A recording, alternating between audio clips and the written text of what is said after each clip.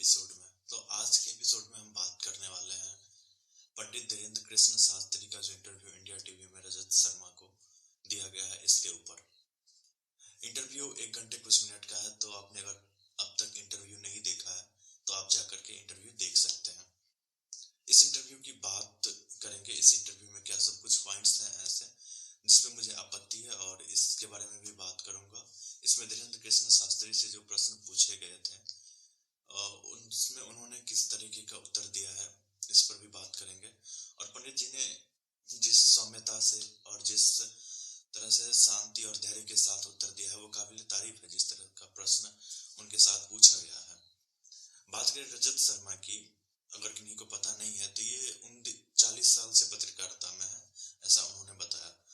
और 40 साल के पत्रकारिता में इन्होंने अपनी पत्रकारिता की शुरुआत में जो इनके शुरुआती दौर के पत्रकारिता थी इनकी, उसमें क्या एलियन गाय का दूध पीते हैं, इस तरह की पत्रकारिता से इनकी पत्रकारिता कैरियर का प्रारंभ हुआ था।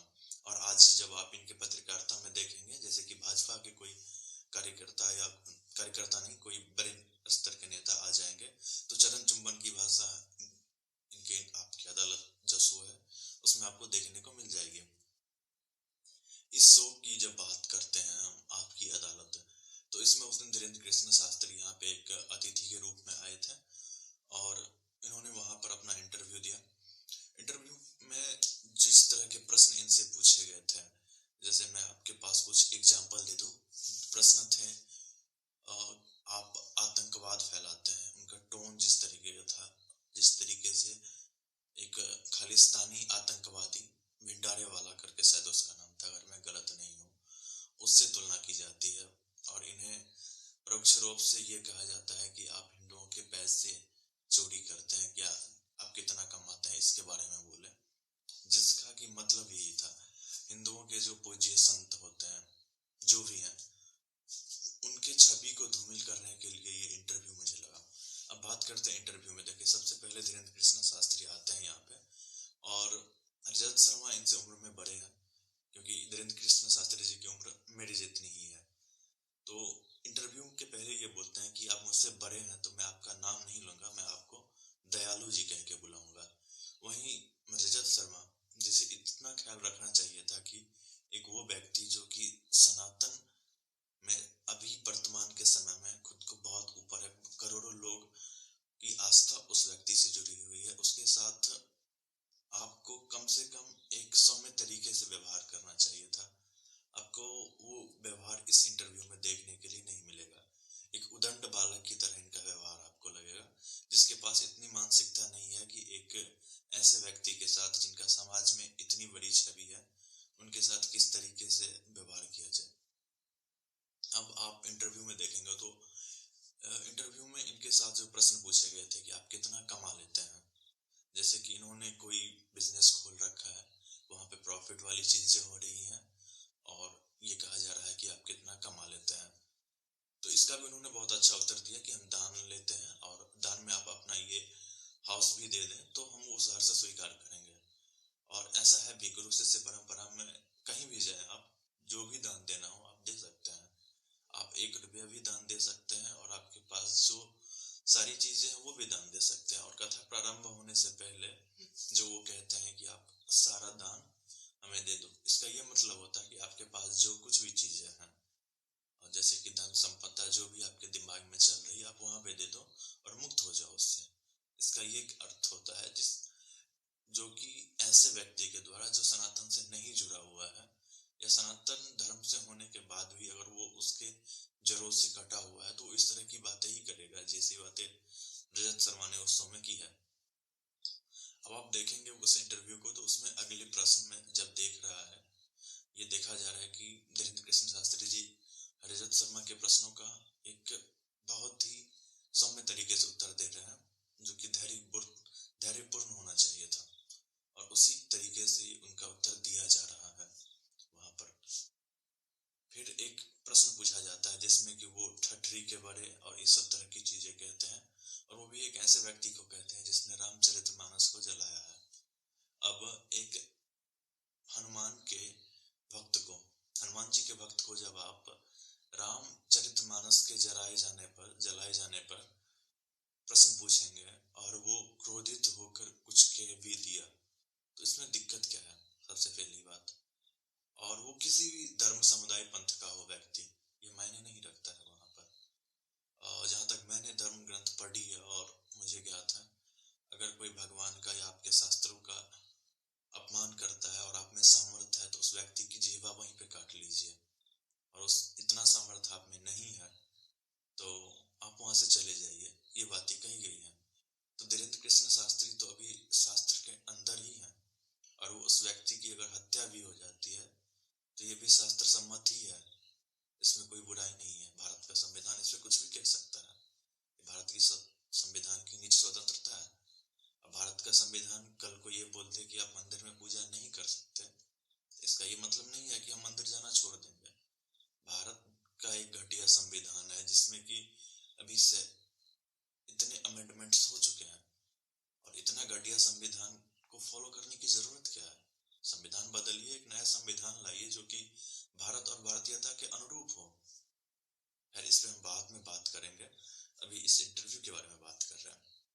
तो इस इंटरव्यू में इस तरह की चीजें बताई गई, इसमें संविधान नाम की चीज भी लाई गई थी, इसलिए संविधान इस इंटरव्यू के माध्यम से मेरा जो मत था इस संविधान के ऊपर और उस इंटरव्यू के माध्यम से जो कहा गया था ये मैंने कह दिया। इसके बाद जब ये कहते हैं कि माला और भाला, ये दोनों चीजें एक सनातनी के पास होनी चाहिए, और बेशक आज के समय में जो परिस्थिति है, हर व्यक्ति को माला और भाला होनी ही नहीं चाहिए, बल्कि उसे चलानी भी आनी चाहिए और उसके पास शस्त्र चलाने का पूर्ण कौशल होना चाहिए। जैसे कि कलड़ी पयुट्टू है और इस सब तरह की चीजें जो है वो हर एक सनातनी बालक को उसका अभ्यास करना चाहिए और इसके बारे में ज्ञान होना चाहिए। ये मेरा पर्सनल ओपिनियन है, आप कह सकते हैं। और इसका इसलिए होना चाहिए कि आप भारत में जहाँ कहीं भी देखें, कुछ खास समुदाय के लोग जब एक आंकड़े से ज्यादा हो जाते हैं तब वहां पर उनकी ही मर्जी चलती है।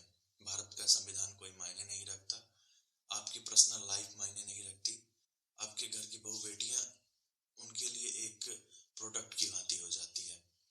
तो ऐसे में आप भारत के उस संविधान पर निर्भर ना रहे जो कश्मीर में करोड़ों हिंदुओं की हत्या का कारण बना हो और अब तक शांत हो, और यहाँ पे बिके हुए जज और न्यायाधीश उस कोर्ट में इस केस को चलाने से भी इनकार कर देते हो। अब भारत के उस संविधान पे बिल्कुल भी भरोसा नहीं करना चाहिए। धीरेन्द्र कृष्ण शास्त्री ने जो इसका उत्तर दिया था, उन्होंने कहा कि माला और भाला होनी चाहिए, इसका मैं कहता हूँ। और उसके बाद उस इंटरव्यू में फिर बुलडोजर की बात होती है और ये कहते हैं कि हर एक के पास बुलडोजर होना चाहिए। तो इन्होंने उनको डिफेम करते हुए कहा कि अब आप बुलडोजर रखेंगे, ये सब तरह की चीजें जो रजत सर एक धूर्त पत्रकार में जो चीजें होनी चाहिए वो सारी चीजें आपको उस इंटरव्यू में रजत शर्मा के माध्यम से देखने को मिल जाएंगी।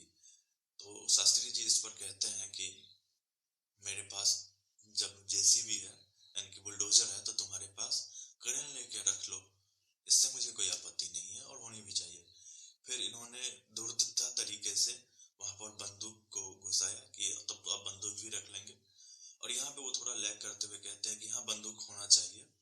तो फिर इसने धीरेन्द्र कृष्ण शास्त्री की तुलना उस आतंकवादी से की जो खालिस्तानी आतंकवादी मारा गया था, और उसके समर्थक वर्तमान में पंजाब में फिर से एक्टिव हो चुके हैं नए वाले गवर्नमेंट में। और कुछ दिन पहले एक वीडियो भी वायरल हो रहा था जिसमें कि पंजाब पुलिस के जवानों को वहां पे जो खालिस्तानी आतंकवादी है वो सड़क पे दौड़ा कर मार रहे थे।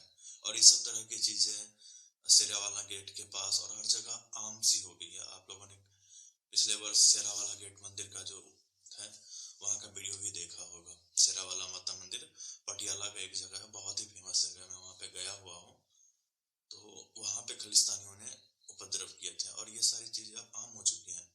उस तरह के आतंकवादी विचारधारा वाले व्यक्ति से सनातन में शांति का संदेश देने वाले धर्मगुरु का तुलना करना, यह अपने आप में आपके पत्रकारिता के स्तर को दिखाता है कि आप किसकी भाषा बोल रहे हैं। रजत शर्मा जी इस इंटरव्यू में सिर्फ इतना पर ही नहीं रुकते, ये इससे और आगे बढ़ते हैं और एक बलात्कारी है, कहीं का भी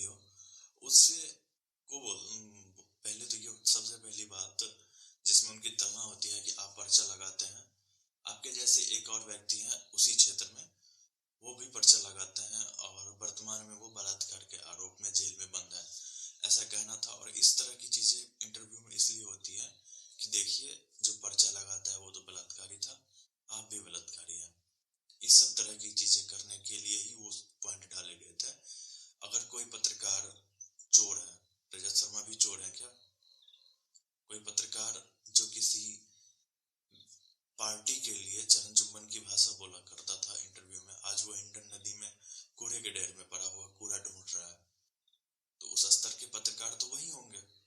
जो बलात्कारी है वो कहीं भी रहे, वो फिर बाद में अगर अपनी जुर्म सामने आने पर वो जेल में ही होगा। तो इसका ये मतलब नहीं है कि उस पेशे से जुड़े हुए हर एक आदमी आज बलात्कारी ही है और उससे जुड़े हुए हर एक व्यक्ति वैसे ही है। सबसे पहली बात तो इसमें वो उनको जानते भी नहीं थे। ये इन्होंने बताया कि मेरे इस कार्य को करने वाले छतरपुर जिले में एक व्यक्ति है, मैं उनको जानता हूँ, बाकी किसी और को नहीं जानता। और जिस तरीके से इस प्रश्न का उत्तर दिया था उसमें इनका स्वैग आपको देखने के लिए मिल जाएगा और आप पूरा इंटरव्यू जाकर देख सकते हैं। इस इंटरव्यू का सार मैं अगर कहूँ तो सार इतना ही था कि पैसा कमाते हैं धर्मगुरु, बलात्कारी हैं, मजहबी हिंसा को ये भड़काते हैं, और इससे ज्यादा इतर इनके इंटरव्यू में कुछ भी नहीं था। आप पूरी इंटरव्यू देख के इतना जो निचोड़ कह सकते हैं वो है मेरे पास। बाकी आप इंटरव्यू देखिए वो जाकर, और वो इंटरव्यू कैसी लगी ये मुझे कमेंट करके जरूर बताएं। और hashtag free Hindu temple from government, एक निवेदन है कि आज के बाद जब भी आप पोस्ट करें तो इसका जरूर इस्तेमाल करें, क्योंकि 2024 आ रहा है और जो भी राजनीतिक पार्टी है जिसे आप राइट विंग कहते हैं, उसमें बीजेपी हो और इनके जुड़े हुए जो भी राजनीतिक दल हैं, वो अपने डॉक्यूमेंट में इसको तभी शामिल करेंगे जब आप इस मुहिम को सामने लाएंगे। उत्तराखंड में भी बीजेपी ने कुछ मंदिरों को अपने कब्जे में लिया था और चुनाव आने के बाद जब ये मूवमेंट तेज हुई तो उसको छोड़ दिया गया। तो आप इससे मूवमेंट जरूर बनाएं ताकि हमारी जितनी भी मंदिरें हैं वो सरकार के गिरफ्त से बाहर निकले और हम आजादी पूर्वक अपने मंदिर को चला सकें। तो आज के बाद आप जब भी यूज करना चाहें, कुछ भी लिखे सोशल मीडिया पे, तो एक hashtag free Hindu temple from सरकार और इंडियन गवर्नमेंट, इस तरह